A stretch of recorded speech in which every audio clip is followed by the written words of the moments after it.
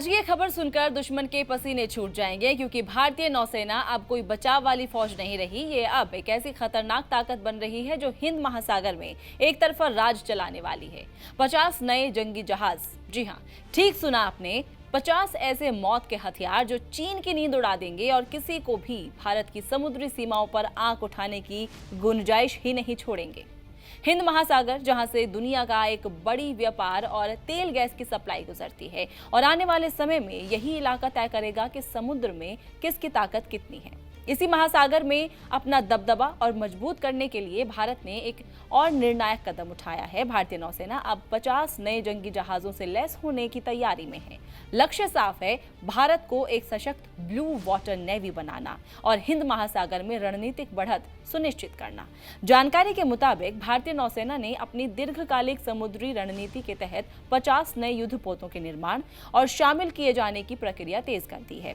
और ये सिर्फ संख्या बढ़ाने की कवायद नहीं है, बल्कि एक व्यापक रणनीति सोच का हिस्सा है। इन जहाजों का मकसद समुद्री सीमाओं की सुरक्षा के साथ साथ भारत की परमाणु प्रतिरोधक क्षमता को भी मजबूत सुरक्षा कवच देना है। भारत 3 दिशाओं से समुद्र से घिरा हुआ है। एक तरफ अरब सागर, दूसरी तरफ बंगाल की खाड़ी और तीसरी तरफ हिंद महासागर है। यही समुद्री विस्तार भारत की ताकत भी है और जिम्मेदारी भी। बदलते वैश्विक समीकरणों और क्षेत्र में बढ़ती नौसैनिक गतिविधियों को देखते हुए भारतीय नौसेना ने अब अपनी भूमिका को और आक्रामक बनाने के साथ साथ सक्रिय रूप में ढालना शुरू कर दिया है।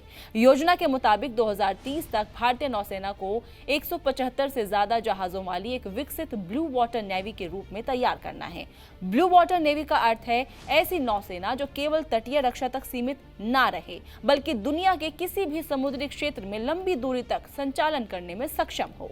इन 50 नए जंगी जहाजों में गाइडेड मिसाइल डिस्ट्रॉयर्स, आधुनिक stealth frigates, next generation corvettes और anti submarine warfare shallow water craft शामिल होंगे। खास बात यह है कि इन जहाजों पर लगाए जाने वाले 90% से ज्यादा उपकरण और हथियार मेड इन इंडिया होंगे, यानी युद्ध की स्थिति में विदेशी सप्लाई चेन पर निर्भरता काफी कम हो जाएगी।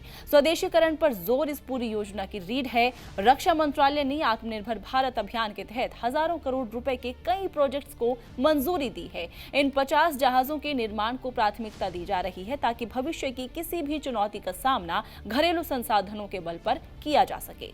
अब जरा इन जहाजों की मारक क्षमता को भी समझ लेते हैं। भारतीय नौसेना के मुताबिक डिस्ट्रॉयर्स और फ्रिगेट्स पर लंबी दूरी की सुपरसोनिक ब्रह्मोस मिसाइल तैनात की जाएगी, जिसकी मारक क्षमता सैकड़ों किलोमीटर दूर तक है। इसके अलावा उत्तर radar system, multilayer air defence और एंटी सबमरीन तकनीक इन जहाजों को बहुआयामी युद्ध के लिए तैयार करेगी। प्रोजेक्ट 17A के तहत बन रहे स्टील्थ फ्रिगेट्स रडार पर कम दिखाई देने वाली डिजाइन के साथ आएंगे। ये जहाज दुश्मन की निगरानी से बचते हुए सटीक हमला करने में सक्षम होंगे। वहीं नेक्स्ट जनरेशन कॉर्बेट्स तटीय इलाकों में तेज और सटीक कार्रवाई के लिए तैयार किए जा रहे हैं। Anti submarine shallow water craft विशेष रूप से उथले समुद्री क्षेत्रों में दुश्मन की पनडुब्बियों का पता लगाने और उन्हें निष्क्रिय करने के लिए डिजाइन किए गए हैं। रणनीतिक दृष्टि से देखें तो इन जहाजों का एक अहम काम भारत की परमाणु पनडुब्बियों के चारों तरफ एक मजबूत सुरक्षा घेरा बनाना भी होगा। परमाणु पनडुब्बियां भारत की सेकेंड स्ट्राइक क्षमता का महत्वपूर्ण हिस्सा है। ऐसे में उनकी सुरक्षा सर्वोच्च प्राथमिकता है। 50 नए जहाज इस सुरक्षा कवच को और मजबूती देंगे। चीन के बारे में भी इस योजना को देखा जा रहा है, क्योंकि चीन ने पिछले एक दशक में अपनी नौसेना का तेजी से विस्तार किया है और हिंद महासागर में उसकी मौजूदगी बढ़ी है। भारत की रणनीति हालांकि संख्या के मुकाबले गुणवत्ता और तकनीकी श्रेष्ठता पर आधारित है।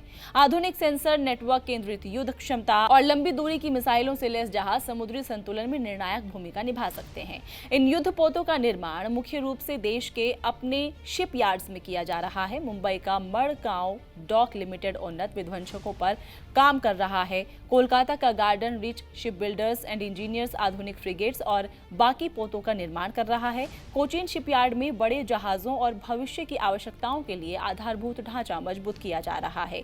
इससे न केवल रक्षा क्षेत्र में आत्मनिर्भरता बढ़ेगी, बल्कि रोजगार और तकनीकी कौशल का भी विस्तार होगा। विशेषज्ञों का मानना यह है कि 50 अतिरिक्त जहाजों के शामिल होने के बाद भारतीय नौसेना एक साथ कई समुद्री मोर्चों पर सक्रिय हो सकेगी। अरब सागर में पश्चिमी सीमाओं की निगरानी करेगी, बंगाल की खाड़ी में पूर्वी मोर्चे की सुरक्षा और हिंद महासागर के रणनीतिक जलमार्गों पर प्रभावी उपस्थिति रहेगी। कुल मिलाकर ये केवल जहाजों की खरीद या निर्माण का कार्यक्रम नहीं है, ये भारत की समुद्री सोच में आए बदलाव का संकेत है। हिंद महासागर में शक्ति संतुलन तेजी से बदल रहा है और भारत अपनी तैयारी को उसी अनुपात में ढाल रहा है। आने वाले सालों में जब ये 50 जंगी जहाज पूरी तरह बेड़े का हिस्सा बन जाएंगे, तब भारतीय नौसेना न केवल अपनी समुद्री सीमाओं की रक्षा करेगी बल्कि क्षेत्रीय स्थिरता में भी महत्वपूर्ण भूमिका निभाएगी। लहरों पर तिरंगे की मौजूदगी और मजबूत होगी और हिंद महासागर में भारत की आवाज पहले से ज्यादा तेज और प्रभावशाली सुनाई देगी।